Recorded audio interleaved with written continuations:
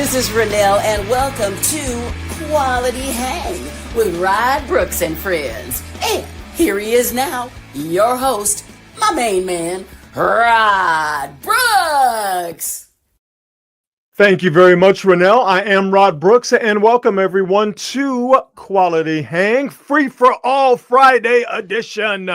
Yes, sir. And as always, I am joined on this broadcasting adventure by my partner in crime, my friend, the co-host of Quality Hang. He is Marcus Osborne. What up, dog?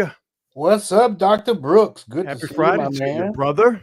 I dig the jersey. Yeah, man. It is. We're about to embark on another Premier League soccer season over in England, and I blame Mike Holler, the program director for KNBR. I blame him for this because when I went to London when I was the sideline reporter for the Niners, so this was back in 2010, went over there. Mike Holler is a big Arsenal fan, and one night he asked me, it was like a random Tuesday night in London when we were there, and he asked me if I wanted to go to a soccer match. I'm like, yeah, sure. You know, what the hell? And he took me to a West Ham United match. And from the moment I got off of the subway, the tube, as they call it, and walked down Green Street, which is where the old stadium used to be, Upton Park, I was a fan. I was absolutely and instantly hooked. And so in my West Ham fandom over these last now 15 years, I have seen them get relegated. I've seen them just get their asses kicked 8 ways a Sunday by the top teams. I've seen some good matches as well, but for the most part, it has been an exercise in torture. But I'm a fan, man. I absolutely love it. So with the season starting tomorrow and with West Ham not projected to do all that great, we need all the karma we can get. So I thought I would rock the West Ham shirt in support of the not so mighty Hammers. Dude, you're the one who got me hyped up about playing soccer when I went to London last year, and I didn't quite get to a game. Actually, I got over in the area, and it was packed with people singing drunkenly outside of restaurants. Yeah, that's about it, man. And that's how it works. I felt at home. It was like being at a Raider game. But see, that's the thing, though. It connected with me instantly because it reminded me of college football, because college football and Premier League soccer, you have these teams like LSU, who I'm fond of, Michigan, who just skated by without any penalties today with their cheating scandal. The NCAA was like, let me give you a light tap on the wrist. But that being said, you have these schools that have been playing football. It's a different game now, but have been playing football since not too long after the end of the Civil War. Yeah. Well, they've been playing soccer in England since the 1880s. And these teams have been playing basically the exact same game. And a lot of these teams have been playing them in the exact same places for well over 100 years. And that means that you're a supporter of West Ham. Your daddy was a supporter of West Ham. Your granddaddy was a supporter of West Ham or Chelsea or Man United, or you could pick. It goes back generations. And like I said, when I got off of that train and I saw that atmosphere, it reminded me of a tailgate outside of Tiger Stadium. It reminded me of going to the Coliseum before Raider games and how special that tailgate was. I will say this, though. Hey, man, we think we are rough and tumble over here being football fans. We have nothing, absolutely nothing on European soccer fans. Going to that West Ham game, there was a bar. It was called the Boleyn, and it's named after King Henry, whatever, his mistress, Anne Boleyn, because that supposedly is where he stashed her when he was cheating on her with his wife, Queen whatever the fuck. Anyway, this is a bar called the Boleyn, and it was situated on the corner right outside the old stadium, Upton Park, where West Ham used to play before they moved to where the Olympics were in London in 2012. And there were these giant plate glass windows on both sides of the corner. And on those windows was a piece of paper, a piece of legal paper like this. And in a handwritten sign, it said, "Visiting supporters not allowed. It's crazy. Okay. So to translate that, if you rock with the opposite team, you could not go into the bar. You were not allowed. Okay. Because if somebody from the opposite team were to walk in there, some stuff was going to pop off. They have the fans, supporters, as they call them. The NFL, you buy a ticket, you go sit where you want to go sit. Okay. Yeah. Doesn't matter if you're a fan of the home team or if you're a fan of the hated rival of the home team, you can sit wherever you want to. Now, you're probably going to get some shit, but you can sit where you want to. European soccer, if you rock with the supporting team, you get a ticket that puts you in a certain place where only the visiting fans can sit. So they have you basically cordoned off from the rest of the stadium, because if you did mix fans from rival clubs, it would be absolute and total to him. So we big and bad here with our fandom. No, we ain't. No, we ain't. They got the fence up. They got the So I mean, some places, and that's not in the Premier League. They don't have the fences anymore because it became a life and death issue. You know, if you know about the Liverpool tragedy, I don't want to get into it, but you know, if you want to be very depressed, watch a documentary about the Hillsdale tragedy. But in Latin America, they will still have the field. They will still have it ringed by a chain link fence, but to separate the fans, they would have security up and down the stairs. And so security one step, then it'd be the security on one step, security on another step, going from the top all the way down to the field. And they would all be facing one way towards the visiting fans. And then you would have another security guard right behind the security guard that's facing the away fans. He's facing the visiting fans, because what they'll do is they'll throw stuff at each other. And they're not throwing candy bars. Okay. They're not throwing, they're not throwing hot dogs. They're throwing bags of urine. Okay. It's crazy. Yo, it is wild and it's awesome. So I don't know if I necessarily made it to where you want to go, but when you go in December, when you go to London, you got to go, man. You got to go. I definitely want to be there. Go. That's my kind of atmosphere. That's my Marcus like, that's my jam, baby. I'm all about it. People throwing bags of piss. I'm in. Yeah. I don't want anybody blowing kisses at each other and shaking hands and tell you, oh, good game, man. No, I won't hate you. You know what? We just started all chatty Cathy-ing, and we did not start the show the way we normally do. So let's go ahead and rectify that. We would like to thank, as always, our fine presenting sponsor, Hop Monk Taverns. 3 locations to choose from: Sonoma, Sebastopol, and in Novato. And at all 3 locations, they all do the same great things. Great food from a diverse menu, fantastic craft beer selection, also full bar at all 3 locations. But for me, Hop Monk is the top spot because of what they do live entertainment-wise. And it's not just because at all 3 locations you get touring acts from around the country, but at all 3 locations, it's a great place for local artists to be seen. So check them out online at hopmonk.com to see what they have coming up. And they always have interesting things at Hop Monk, whether it is, typical music or open mic nights or country line dancing nights. I mentioned this on the show last week that they had a Black Sabbath Ozzy tribute at the Sebastopol location last week. So there's always something cool going on live music, live entertainment wise at hopmonk.com. So check them out to see what they have coming up there. And more than anything, make sure you check them out if you happen to be in or near Sonoma, Sebastopol, or in Novato. Before we get to the goofy stuff on this Free-for-All Friday, let's take care of some sports business first. The San Francisco Giants still have Giant problems as it is. Matt Chapman is back on the IL with inflammation of his right hand. That's the same issue to the same hand that necessitated a trip to the IL a few weeks ago. Now, there is some good news. Actually, it's a couple of bits of good news. The Giants did get Landon Roop back. Matter of fact, he is pitching tonight, and the Giants have a 4-3 lead over the Tampa Bay Rays as they now start in the bottom of the 3rd. But getting Landon Roop back, Marcus, is good for the Giants because we know the problems they've had with their rotation, and Roop has been a solid starter from them this year. But the Giants, who knows, there's still a long way to go in this game. But the Giants scoring 4 runs in less than 3 innings is massive because the Giants only scored 5 runs over the course of a still ongoing 5-game losing streak unless they win tonight. That sucks, dude. Like we just talked about the other day, actually, I would rather have this kind of season if I was a baseball player. I would rather have this kind of season where you're sort of teetering on 500, you feel like you got a shot at it, as opposed to just being one of those really shitty teams, knowing you out of it at the first quarter of the year. You just kind of playing out the string.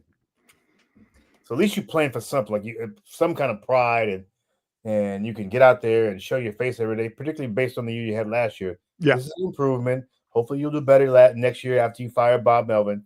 Oh, so you calling it right now? You're saying it's happening? I mean, everything I see, and the worst place to look is online, but everybody's saying fire Melvin. So I'm like, yeah, he must be gone. Yeah, I mean, there's still a ways to go, but if the Giants continue on their current pace, Bob Melvin is going to be the guy to go. It'll be interesting though to see over these, not just these next 3 games against the Tampa Bay Rays. That's the most important thing and the most pressing thing right now. But what they do against the Padres here when they see them next week for 4, because the Giants got embarrassed by the Padres and embarrassed themselves when playing the Padres. So again, there's a long way to go in this game, but with the Giants showing some fight very early on, especially some offensive fight, I think that says a lot about who they are, because they very easily could have been like, yeah, you know what, man, let's just go ahead and just tap out of this. If it's not working, we're just going to move on. I think there are guys who are not necessarily fighting for jobs, but there is a groundswell of support to not only the Giants should make a change at manager, but how about you get some of these young guys up and have them take at bats from established veterans? Well, established veterans, they don't want that to happen. So you got guys who are fighting for the team's collective life and fighting for their individual lives, so to speak. This actually brings up an issue with pretty much every team that's sort of middling. What do you do with young players? Like, because the fans always want the young guys, get the young guys in, the young guys need a shot. But most fans don't think about the exchange in that is you play the young guys, unless you have amazing young talent, you're probably planning on losing a lot of games. Young guys, prospects, minor leaguers in baseball are like backup quarterbacks in football. Mm-hmm. When things are not going well for the starting quarterback, or he's mid, when things are not going well for the guys on the major league club, the backup quarterback and the prospects, the young guys in the minors, are the most popular dudes in town. And you're right. It's sort of just a reactionary thing of, well, if the guys who are on the big club not getting it done, just get the young guys.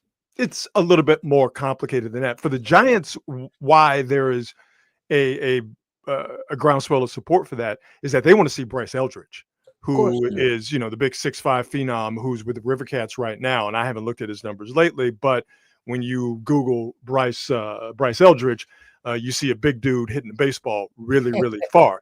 And for a Giants squad that has problems hitting the ball really, really far, and like I said, only scored 5 runs over the course of the still ongoing, even though they were winning 4-3 in the bottom of the 3rd against the Rays, the 5-game losing streak, you're not hitting, and you got a guy in the minors who is hitting, then call him up. I mean, that's just fans being fans. I know you're not doing this, but you can't necessarily blame them for wanting that. But it's a little bit more complicated than that. Yeah, I mean, I long ago stopped being, and this happens with whether it's the Giants or the Warriors or whatever team.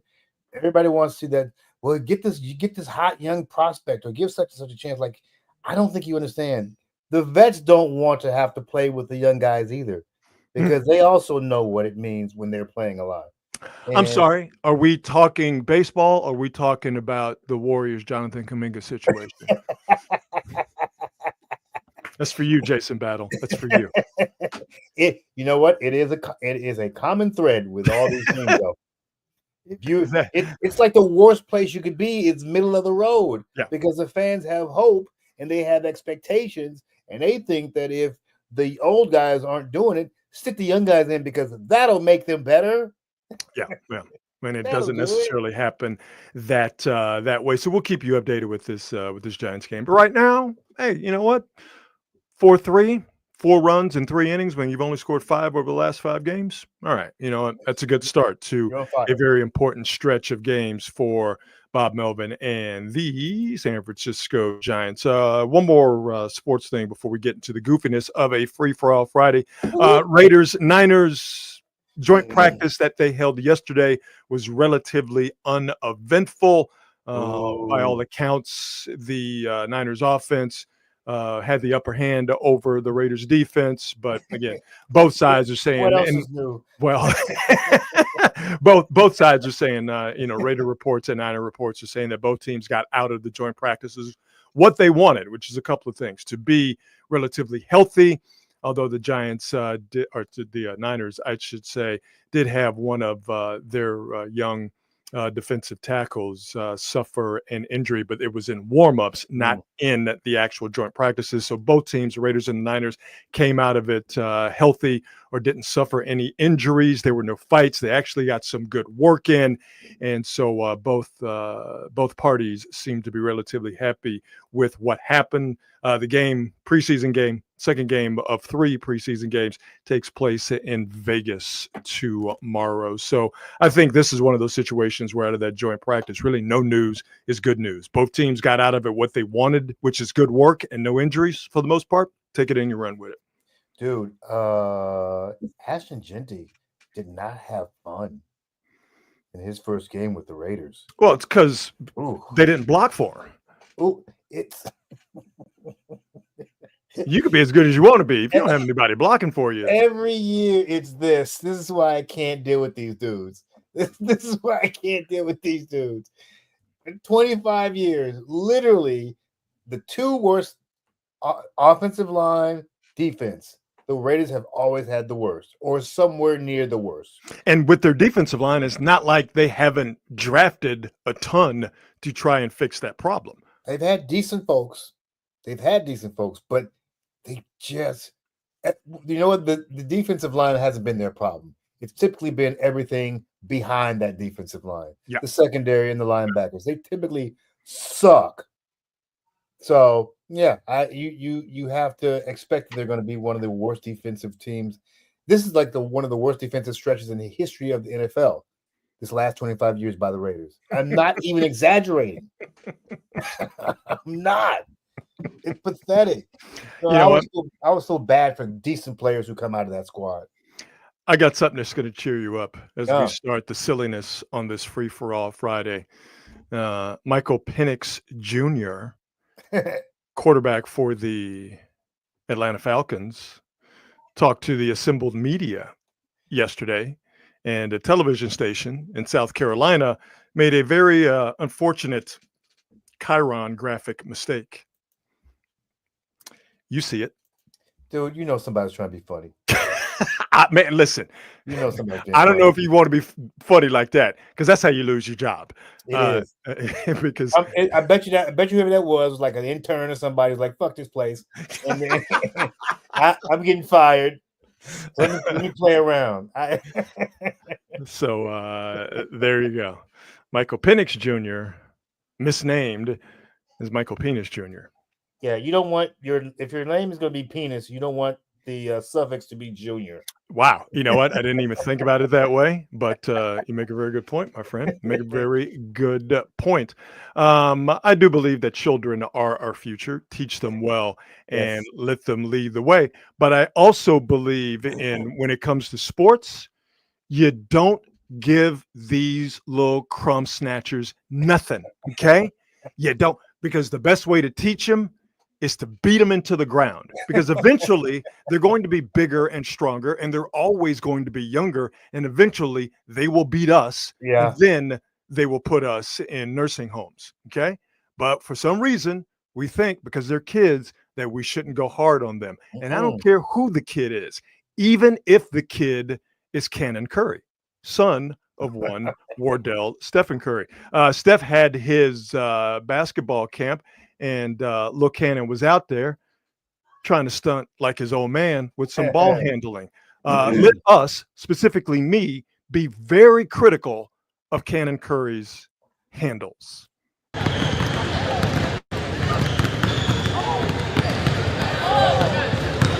travel, travel, travel.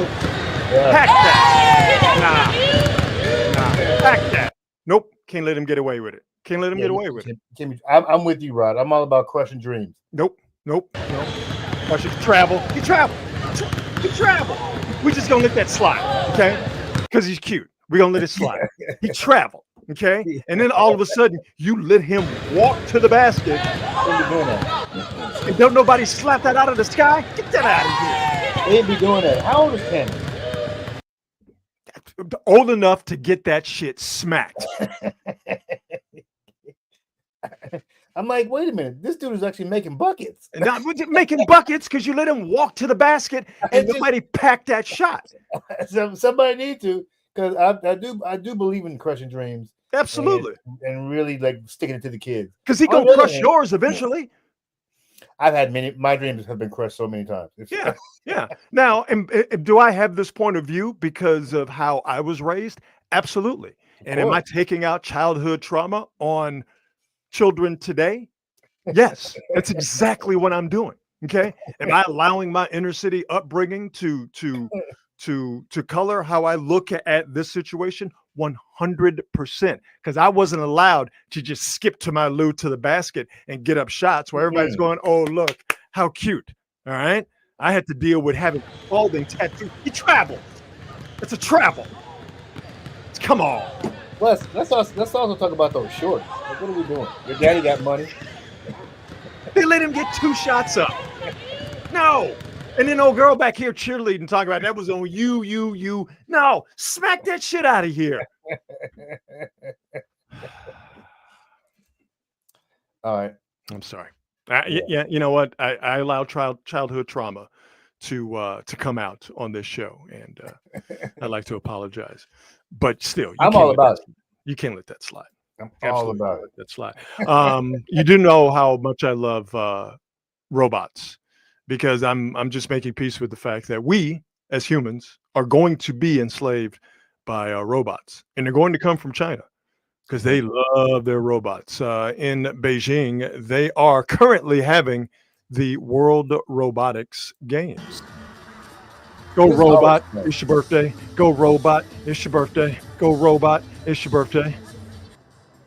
Yeah, see, it looks all sweet now, right? Like, oh, look at the robots. But I want you to think about this. Think about those robots by the thousands, armed with lethal weapons. Sleep tight. Oh, look at the robots playing soccer. Oh, is he stomping him out? Oh. See, this is how they get you. They make them look all harmless and benign, right? You're like, oh, look at the robots playing soccer. Yeah, that robot stood up. That was scary. Yeah. Like, whoop his ass, robot. Literal rock'em sock'em robots. But see, this is how they get you. Like, they soft sell it, right? Like, oh, look at the funny robots. And then, like I said, I want you to think about that robot right there, having lethal weapons attached to it. The future is coming, people. Prepare yourself. I, for one, am okay with our new robot overlords. So it is all coming. So have you seen that we are literally on the verge of actual cyborgs now? No, really? Yes, absolutely. I got to find that and I'll send it to you. But they have found a way to use AI with human brain cells. Oh boy, that doesn't sound dangerous at all. They have found a way to infuse AI with human brain cells. Nope. It's insane. Nope. Not good. Not good at all. Not good at all. So you know what? We've done Chinese robots. Let's stay in China. Let's talk about Chinese animals. Let's do it. And specifically Chinese deer. Oh. And if you ever find yourself in China, don't make the mistake that this guy did, thinking that it's all sweet when you see a Chinese deer, because you run up, you're going to get done up. Deer's whooping his ass and biting him.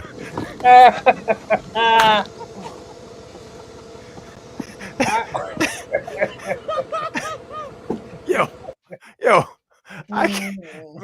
there is no more embarrassing way to go out than having your ass whooped by Bambi beat you off your scooter while your homeboy is laughing hysterically in the background and you're wearing a fanny pack.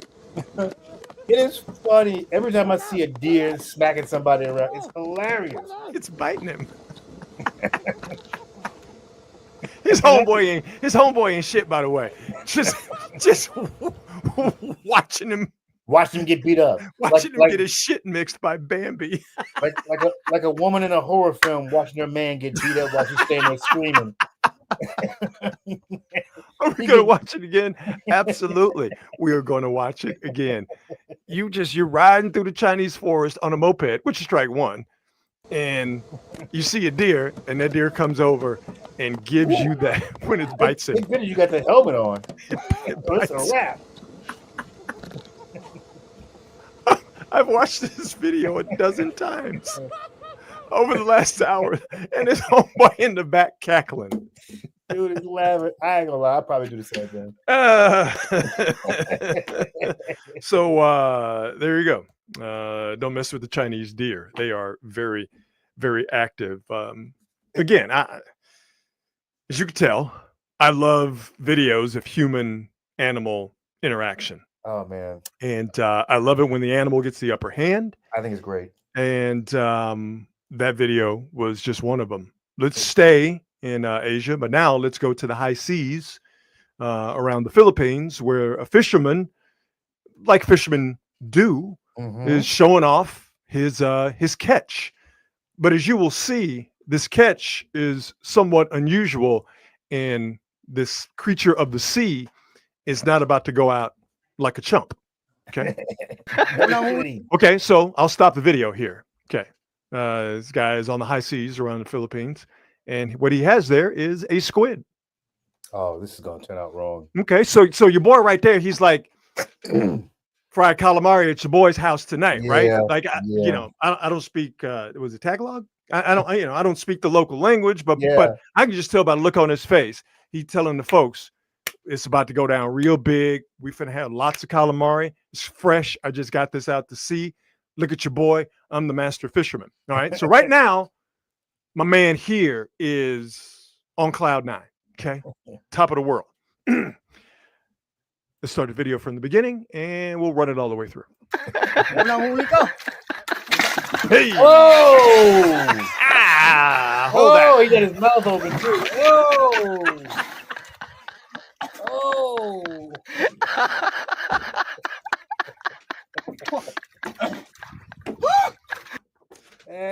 Now again, it's just like with the deer. Whoa! His homeboy ain't shit. It's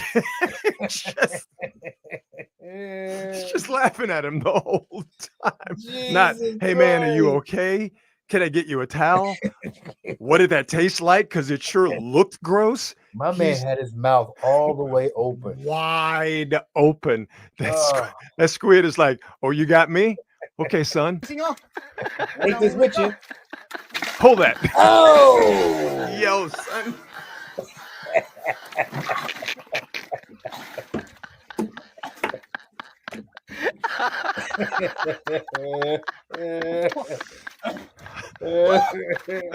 I'm such a child.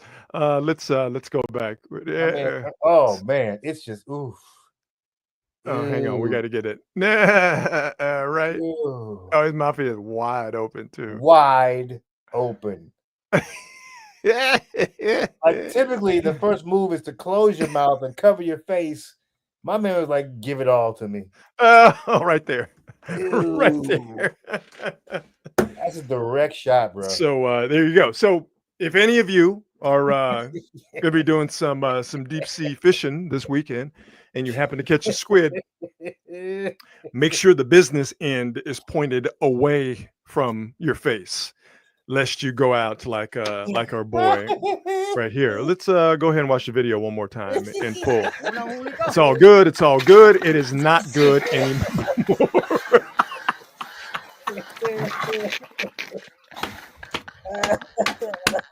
Even the sound it makes is gross. Boy. Let me tell you something, Rod.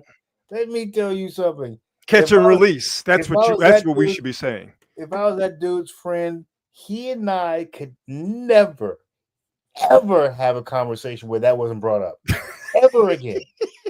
It doesn't matter. We could never have another conversation without bringing it up. I don't care what. I'm sorry about your mama dying, but remember that time that squid got you in the face with that nut? Hey man, I was about to go to the store to pick something up. You want something? Maybe like some squid ink in your face. Remember that one time when we was fishing and the squid just Hey, could you give me? just gave you the full gusher in your mouth. Remember that? Ain't Yeah. no way. Ain't Yeah. no way. Ain't No. no way. I could I mean- not let it go. And really, we Mm. shouldn't even see this video, right? This phone that took this video should be at the bottom of the Pacific Ocean, right? Because the first thing I'm going to do once I get my bearings after getting squid Mm. excrement or whatever it is all in my face is that I'm like, yo, man, let me see that phone. And then I'm tossing it over my shoulder.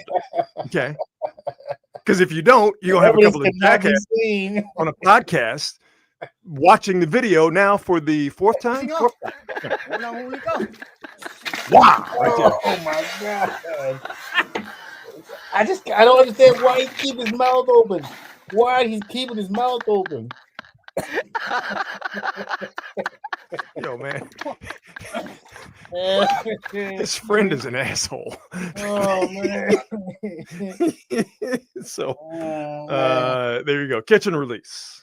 And Yeah, the squid released. He got caught and released in his face. my God. Do you know who Mac Hollins is? Mm-mm. Mac Hollins, wide receiver, formerly of the Buffalo Bills, and now of the New England Patriots. And he's got this thing that he believes makes him special. Mac Hollins does not wear shoes. When he Like, goes to period? games, he does not wear shoes. Like there's a video here. He's walking to a game, going to a game in Buffalo. Clearly, it's cold because there's snow on the ground, Mm-mm. and he's going to the game. He's not wearing shoes. Mm-mm. Clearly, this is a guy who likes the attention. And I just want to point something out here before we play another video. He's not wearing shoes. Well, let me play this video here real quick, and then we'll go in on this Mac Hollins attention whore guy here. Here we No go. matter what the temperature is, I'm going barefoot. but if it gets below 35, I'll wear. to it? Grounding. It's just, I don't know. I think the word I guess people use would be the pussification of America. Oh, you're so tough. You walk around Yeah. barefooted because you know Yeah. people pay attention to it. Yeah, you're Mhm. such a tough guy. Okay, Yeah. all right, pal. And we'll keep going here. I'm going barefoot. We'll start it here. I don't know. I think the word I guess people use would be the pussification of America. People are so soft now. Like, Hell bro, yeah. do something hard for once. It's not even hard to wear no shoes. But like, if it gets below 35, I'm not an idiot. Like, I'll put shoes on. But walking into games, no matter. Okay, well, clearly he's an idiot because the video I played for you before that I will play again is clearly below 35 degrees because there's still snow on the ground at night in Buffalo, New York, and he's not wearing shoes. So not only is he an idiot, he's a guy that likes to have attention, which I guess I'm the idiot because I'm gleefully providing attention. But I just want to point out something. He doesn't wear shoes because he's a tough guy. But why is he wearing gloves? Mm-hmm. And a hat. Oh, and a hat. Yes. Well, I mean, I guess that's a hat. Is that? I think that's a wig. I think that's a wig. I was about to So- say the bonnet or something. This Like- dude clearly loves attention. Dude, there's nothing masculine or manly about this.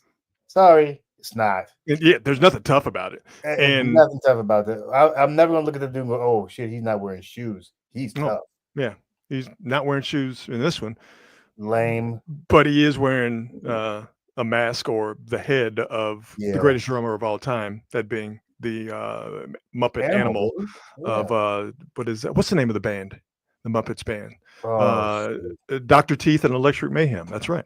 Yeah, golly, good. More pictures of Mac. Look at me. I don't wear shoes. Hollins. Got But some that's more. the first dude who you go into the bar with. He'll start the fight and run. But he'll be barefoot. So yeah, he's, but so you, he's tough. you shouldn't have no shoes on. So there you go. Man, if you don't put something on them roach stompers Seriously, and seriously. if you're such a tough guy, play football barefoot. Yeah, there you go. So there you go. Well, that's lame. Yeah, nothing. Outta however, No matter what the temperature is, explains this I'm going dumbass barefoot. shirt What if it he's gets below wearing. 35 committed over. to it? Grounding. It's just Yeah, I'm not going to take any advice about what is manly and what is not manly and what is tough and what is not Outta tough here. from a guy who wears that shirt and stuff like this unironically. Get out of here. Boo. By the way, these outfits don't do his cause any good either. No. Like, you think these outfits look tough? No. Look at me. I'm Matt Collins. So. Yeah, you would not frighten me at all, dude. At all. Anytime somebody says the phrase "the pussification of America," immediately you're telling me that your IQ is in the low double digits. All right. Anybody trying to hear all that? Okay. Yeah, and if not wearing shoes is not that difficult, then why do you do it? Yeah. A lot of contradictory statements in the statement he just made. So let's do it on this date on this Free for All Friday. Love them. On this date, August 15th, the Beatles played at Shea Stadium in Queens, New York. That was the last show? No, it's the first show. First stadium show. This is in 1965. Yeah, okay. Beatles played at Shea Stadium. It was the first stadium concert in America, and between 55 and 65,000 people went to the concert. But I think it's like another musical event that happened on this day. It's one of those where 55,000 people showed up, but 5 million people saying, I was there when the Beatles played at Shea Stadium on August 15th, 1965. The last concert wasn't that long ago. But you're only 17. Right, exactly. The last concert the Beatles played was on August 29th, 1966 at Candlestick Park. So the Beatles, hey man, they've never moved me, but I understand that I'm in the minority. The Beatles are wildly popular. I don't hate on it, just not my type of hype. Yeah. I've always found it interesting that the Beatles played only a handful of concerts from 1955 to 1966. Obviously, they had those shows where were they in Germany when they were cutting their teeth, and at that last show that they played on top of the record company. But as far as playing for thousands, tens of thousands of adoring fans, Beatles only did it for a handful of shows, and the first one was on this date 60 years ago in Queens, New York. I give props to the Beatles. When people, because now there's an ongoing debate about whether Beyonce is bigger than Michael Jackson. Obviously, no. But the thing about these cats, and somebody else said Drake was as big as Michael Jackson. Michael Jackson, the Beatles, Elvis, Madonna, Led Zeppelin, all those bands, all those artists, different plane. Actually sold music. Yeah. I'm like, wait a minute, you're trying to compare a guy like Drake to Michael Jackson? Oh, because they were making the comparison that Drake has like this more chart-topping songs than Michael Jackson. No. Yeah. No. People went and bought Michael Jackson albums. No. Ain't nobody buying Drake albums. Let me it's as simple as this, okay? Michael Jackson, the Beatles, had folks passing out, okay? All right. The mere sight of them, a small glimpse of the Beatles, had women wetting themselves and passing out. Okay? Facts. They're right. The rumor that Michael Jackson is somewhere close had people absolutely passing out. Facts. Ain't nobody passing out because they see Drake. Okay, no. Not happening. All right, unless somebody's getting a chloroform rag and putting it over their face. Ain't nobody passing out when they see Drake. Okay, not at all. Miss me with that. I can't even say this enough times. People had to get out of bed, go into their wallets, go into a store, and purchase music. Thriller was selling 1 million copies a week at one point. Do you know any artist in the past 25 years that would ever be able to do that? people were buying multiple copies of It's- Thriller. Man, look. Nobody's buying multiple copies because music is consumed differently now. But even if it weren't consumed differently, nobody's buying multiple copies of These are facts. Certified Lover Boy. Miss me with that About- nonsense. It's terrible out my way. I'm like, yeah, listen, I don't want to take anything away from anybody's accomplishments because your accomplishments are your accomplishments. You Right. did that. Right. But it's apples to oranges. They ain't the same. Well, that's what fans do, though. Beyonce is never going to compare herself to Michael Jackson, She and does it because she's actually a smart woman Right, and she knows her place she knows she is Beyonce. She owns this era, but ain't nobody Mike. and as much as I loathe Drake, I'm guessing that he has the sense enough to not compare himself to You would Michael think. Jackson or the You Beatles. would think. That's what his fans are doing. That's what his stands are doing. And Mhm. yeah, as I said that, I was thinking this is also the same guy that's suing Kendrick Lamar because he got his feelings hurt about a diss record. So maybe I'm wrong on that. We're going to continue on this date in just a second, but let me give you a Giants update. What was once okay, Giants were up 4-3. Oh no. After 3, they were up 6-4 at one point. They're heading out to the top of the 5th, and it's a tie ball game, 6-6, Rays and Giants. So still a lot of work to be done for your San Francisco Giants, and they still have giant problems. I just wanted to show that banner that I made. Giant problems. See, because the Giants are, and never mind. On this day, August 15th, another massive cultural event, musical event happened on this date. Woodstock, the original, opened on this date in 1969. So what was it? On Wednesday, that was the anniversary of Woodstock 94. Today, the anniversary 56 years ago of the original Woodstock taking place in Saugerties, New York. That is when I was 3 months old. That is one of the shows that I wish I'd been old enough to see. I don't know, and I've never met anyone who's actually been there, but from what I've heard, people who did go say it was one of the most miserable experiences of their life because it was muddy, you couldn't see anything, you couldn't hear anything. It was a mess. The movie, the Woodstock movie, has done most of, if not all of the heavy lifting in terms of elevating that 3-day concert to cultural prominence. Well, and also the performances by the artists. Well, that's what I'm saying. Is that that movie showing you Sly and the Family Stone and showing you Jimi Hendrix and showing you Otis Redding and the Who and Joe Cocker, just to name a few. That movie is what introduced Woodstock to the country and the world, because even though there were 500,000 people there, that pales in comparison to the number of people that the Woodstock movie reached. But you can't deny the cultural impact that I think still hits to this day that Woodstock has. Everybody is trying to be, for better or for worse, they're still trying to capture that vibe of those 3 days in upstate New York that started on this date back in 1969. Well, I mean, I don't see that there is any way that any promoter could afford the caliber and the recognition of the acts that were on that Woodstock stage and bring that to any festival today. Yeah, I mean, the only thing that got close to that was Live Aid, and that was for charity, and that was 40 plus years ago. Was Live Aid in 83 or 84? I forget exactly. But yeah, it's just the star power that was at Woodstock for those 3 days. That's what you're saying. You're just not going to get anything that that equals that. So yeah, that took place, started on this date in 1969. We keep it going. The cinematic classic Apocalypse Now made its debut on this date in 1979. Apocalypse Now is one of those movies where when you see it, you never forget it.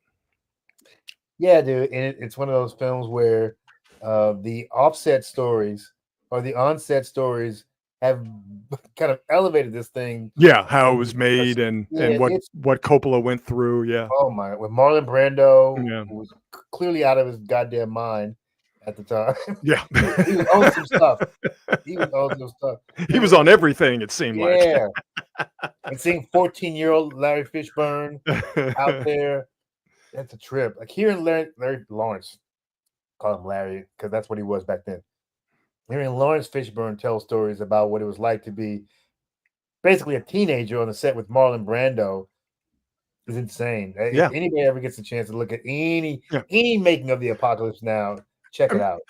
You're a teenager, and if I'm not mistaken, he lied about his age. Yes. Fishburne did to get Yes. into the movie. He said he Yeah. was 18, but he was only, like you said, 14, 15.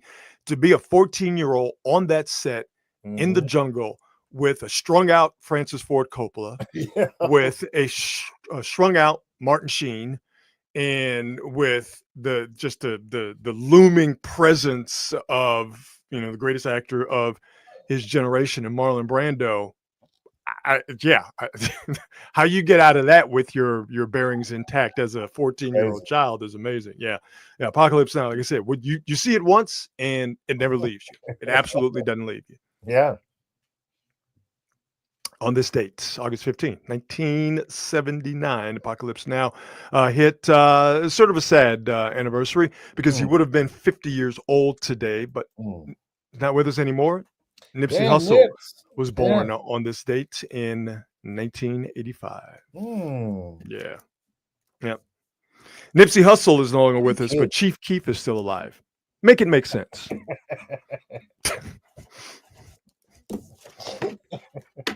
I don't know why I needed the unnecessary shot at Chief Keef. It's not worth putting my life in danger, but I felt compelled to say it because it does seem to be a bit unfair. Wouldn't you think? Nipsey Hussle's gone, but that guy and those of his ilk are still alive. Nah, life ain't fair, is it? Life ain't fair. Best thing I saw today, as we wrap this bad boy up. Best thing I saw today. I'm a fan of Hall & Oates. I do enjoy me some Hall & Oates. Love them. The first concert I ever went to, sans adults or family members, was me and my buddy Keith in 8th grade. We went to the old Houston Summit where the Rockets used to play. Yeah. And we saw Hall & Oates on the Big Bang Boom tour. Wow. Oh my gosh, I remember that tour. Yeah, right. Couldn't tell me nothing. Love me some Hall & Oates. Yeah, man. Hated that Hall & Oates had a falling out. Yeah. What was the falling out about? Of course, it was about money. But according to Variety, Hall & Oates privately resolved legal feud. And I don't know if that means they're going to get back together and go out on tour. But I think this is a step closer to that happening, considering before today or before this news came out, they hated each other. Wow. I mean, the vitriol was crazy. It was crazy for two dudes who don't like to talk, especially John Oates. And if you don't know, John Oates is the not blonde guy. Yeah. He's not the one that's always in front of the camera.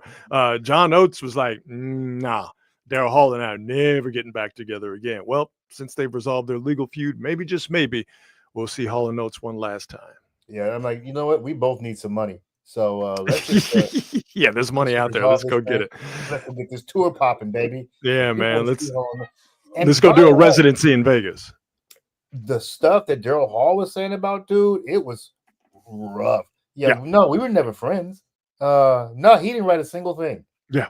It was just a business arrangement. Like, wow, dude. I don't know. Can you recover from that? I guess if the paper's right, you do. Hey, man, listen, if there's enough commas and zeros on that check, you could talk about me like a dog all you want to, as long as I'm being handsomely compensated for it. So, yeah, I mean, it seemed unnecessary that Daryl Hall would go out of his way to say that John Oates didn't have anything to do with their success. Like, man, y'all made some of the greatest music of all time. Yeah, it's super between the two of you. Yeah. Why would you be his partner for 35, 40 years if he didn't do anything and you did all? Come on, man, quit playing with me. And why, without him, have you done nothing? You know, I think Daryl Hall is very talented. Why have you done nothing that is anywhere close to what you did with John Oates? So nothing. Yeah, it seemed unnecessarily shitty. Absolutely. So just bring back that great music. Yeah, man. Glad that I got that fixed. So when I ran across that easily, that was the best thing that I saw today. The best thing I saw today, Rob Brooks, is the fact that for the 5th time, the legendary director Spike Lee and the legendary, and some say the greatest actor of all time, Denzel Washington, have reteamed for a new motion picture opening this weekend. Heard about it. Oh, it's going to be awesome. Lowest to highest, highest to Mhm. lowest, what it's Mhm. called. And I saw some clips from it. I saw a trailer of it, and I love what I'm seeing. And I'm excited because we are witnessing the sundowning of Denzel Washington's career as an actor. Yeah. And he Yeah. stated openly that he's about to let this go and go into the ministry, et cetera, et cetera. By the way, how do we not know that Denzel Washington had a drinking problem all these years? Because he's held it pretty good, Yeah. but I did hear that Denzel's method of working is when he's not doing a movie or right before he goes to do a movie, Mm-hmm. he will just go buck wild.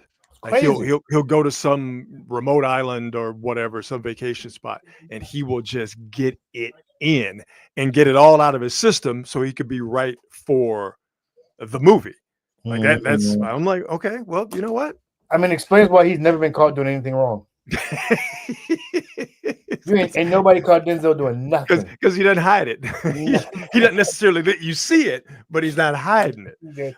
By the way, he went in on your boy Jerry Jones on ESPN on First Take. I did see that. And I have to say, while I was applauding what he said about Jerry Jones, I was disappointed to find out that someone who I respect for his talents and someone who I respect, even though I never met him, someone I respect as a person from afar, I was disappointed to find out that Denzel Washington is a longtime Dallas Cowboy fan, because that means that you're not very smart. And Denzel, I don't want to think that you're not smart because you're a Cowboy fan. You don't have to do that, man. Come on, dog. Denzel is I think he was a football player. He was. Yeah, okay. So, but he seems to be the guy who is whoever is the most popular or winning the most. And he came up with it because his team he's the Laker fan, or Knicks fan, and he's a Cowboy fan, and of course he's a Yankee fan. So, I mean, first off, Cowboys haven't won anything in 30 years. So if you're just a fan of them based off of their winning, then you can let that go, since they hadn't won anything since Bill Clinton was in office. This is my hang up, okay? But people who are fans of multiple teams in the sport, or if you're a fan of a squad, I'm big on your hometown, you got to bang with them. Yeah. Like and if you don't pick up a squad because they were the ones that were winning at the time, and it made you feel good to be a part of this group. That sort of transactional fandom. You don't respect it, and nor should it be respected. And I don't want to not respect Denzel Washington in that very, very unimportant regard. But when I saw him admit openly that he was a Cowboy fan and had been for a while, I was like, He grew up in that time when they were actually decent. So that could be it too. But you're from New York. Listen, there was one of the reasons people, when I was growing up, people would get on me all the time. Like, why aren't you rooting for the Giants? Why aren't you rooting for the 49ers? Because I'm from Oakland. Like, do you not understand that? I'm from Oakland. I grew up in Oakland. I rooted for the 49ers in the 80s for two reasons. A, they were just the most entertaining football team I'd ever seen in my life. And B, I was a football fan. So the Raiders went around, and your squad left you and went to LA. So, but it's the only time that I've ever gone and rooted for another team over my own team for any reason. And listen, I like you. I will root for my home team, but I also have teams that I like for whatever reason. There's certain teams that I enjoy. I always like the Saints. I'll never not like the Saints. I always all right. I get where you're coming from in that regard. What I'm saying? I guess I don't say I specifically choose one of those teams over my teams. Yeah. Ever. That would never happen. But like, sometimes if a game is on, there's just teams that I would never be a Kansas City Chiefs fan. It's not in my blood to root for the Chiefs or any AFC West team for that matter. I can't root for the Cowboys ever. But I like I like the Cleveland Browns. I don't know why. I like them. I just like them. Well, see, what that says you're a good person, because you just see a bunch of misfits It is true. just drooling on themselves in the corner, and you're like, I just feel like they need some support, so I'm going to lend them some support. I'm not getting too close because I don't want to get the drool on me that comes from the Cleveland Browns. That says a lot about you as a human being. For me, because I am very strident in my fandom opinions, and I'm also a platinum level hater, because I'm a terrible person and I'm broken inside, and hurt people. And if my team's not winning, I don't want anybody's team to win, because if I'm not happy, I don't want anybody to be happy. And definitely to the point, I want the teams that I hate, I want them and the people who like them to be miserable. I'm with you there, brother. I love that. I want New York sports fans. My team winning. Better. Listen, I have gotten more enjoyment. This is the honest to God truth. I have gotten more enjoyment out of watching the Dallas Cowboys lose over these last 30 years than I have of watching my team win over the last 30 years. It makes complete sense to me. Okay. I get it. Again, hurt people. All right. I get it. So that's why there's nothing in life that's going to make me feel any amount of sympathy for a New York sports fan. I'm with you. Nothing. I don't want the Mets, the Yankees, the Giants, even the Jets. The Jets are harmless. The Jets are comically harmless. I don't want them to win shit. Okay? I don't want the Knicks to win nothing. All right? Okay? Matter of fact, this is how much of a hater I am. I want the Brooklyn Nets to win a title before the Knicks, so Knicks fans can continue to be miserable. Right? I love that. That makes me feel good. That's the kind of hater I am. Maybe I'm on that same level. There's just certain teams I wish nothing but bad for. LA sports fans? Nothing but bad. No. The Rams and the Dodgers winning legitimate titles. I can't even talk about it. Oh, listen, a little piece of my soul died when the Denver Broncos were winning Super Bowls. Oof. I can see that. I can say there's no hate like AFC West hate. Absolutely no hate like it. It's NFC East hate. AFC West, that is ain't true, like AFC West hate. NFC Central, the Packers, the Lions, the Bears, and the Vikings, they got beef, but it ain't like that AFC West hate. The AFC Central with the Ravens and the Panthers and the Steelers, Browns and the Bengals. Ain't like that AFC West hate. AFC West hate. People pull out knives and guns. Yeah, it's rough, bro. It's rough.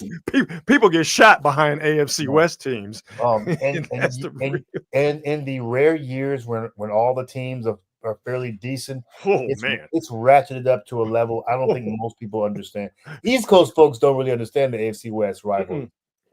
They don't get it. No. They have to see it in person, but Chiefs, Broncos, Raiders, like all that stuff, Chargers, all that stuff. And when the Seahawks were over there, they were a part of it. They got it too. Yeah. To this day, the worst thing that happened to the Seahawks is that they go and they played against the 49ers. It just gives me more reason to hate them. And listen, people don't understand. Like, even though all of those cities in the AFC West are so far apart, it's you don't need proximity to have the type of hate that they have in the AFC West. It is it's ugly, bro. It is legit, and it starts with all the owners, because all the owners of those teams hated each other. Yeah. Like all the original owners of those teams hated each other. And Yeah. it was such an incestuous group of squads. Oh, Well, and then also coming from when they were all in the AFL too. So I mean, it's yeah, just man. something that's been Yeah. going on since 1960. Yeah, that AFC West hate is legitimate hate. All right, we are wrapping it up on this Free for All Friday, but we don't wrap up the show until we once again thank our presenting sponsor, the fine folks at Hop Monk Taverns. 3 locations to choose from: Sonoma, Sebastopol, and in Novato. To see what they have coming up live entertainment wise, which is the best thing that Hop Monk does, along with their fantastic food from a diverse menu and their insane craft beer selection. The live entertainment at all 3 Hop Monk locations is absolutely top notch. So see what they have coming up at all 3 locations by checking them out online at hopmonk.com, and make sure you follow Hop Monk on all the socials. And if you wouldn't mind doing us a favor when it comes to the socials and liking and subscribing and all of that stuff you have to do in today's media landscape. If you are watching us on X, the artist formerly known as Twitter, we appreciate that. Could you do a solid though? Go over to youtube.com at Quality Hang and like it and subscribe and all that kind of good stuff. Comment, share, do what you like, as Digital Underground would say. Yes. Go over to YouTube and help us out in that regard. Also follow us on Instagram and Facebook at Quality Hang with Rod Brooks and friends. We sure would appreciate it if you would do us those favors, those solids. Yes. Please do. Go to Facebook and like that Rod Brooks Quality Hang with Rod Brooks and Friends page right now. We need you. Please do that. We would appreciate it. We always appreciate you folks hanging out with us, and we will do this again on Monday per usual at 8 o'clock. Marcus, have yourself a fantastic weekend, my friend. Sir. And one last Giants update. Starting to get spooky. The Giants have now made a 3rd call to the bullpen. 2 outs, runners on first and second. Top of the 6th, the game tied at 6. It's going to be an interesting weekend at the corner of 3rd and King. All right, everybody, we will see you on Monday. Have a fantastic weekend. Be good and be good at it. We'll see you.